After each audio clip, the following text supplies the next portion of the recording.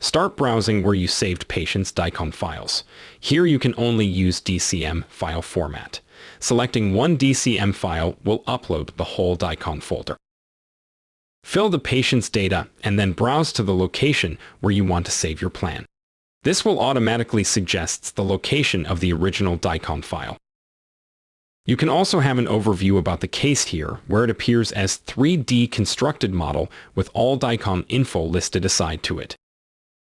To zoom, rotate or move the 3D model using your mouse or keyboard as instructed in the guiding bar at the bottom of the screen. This bar will always appear through all planning phases. You can always use it as your instant guide.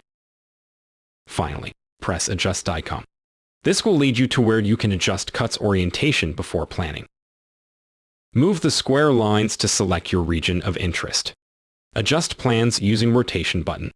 You can reset all adjustments by pressing R on keyboard or pressing the reset button. Once you are done, click Start Planning. And now you are ready to upload the STL files.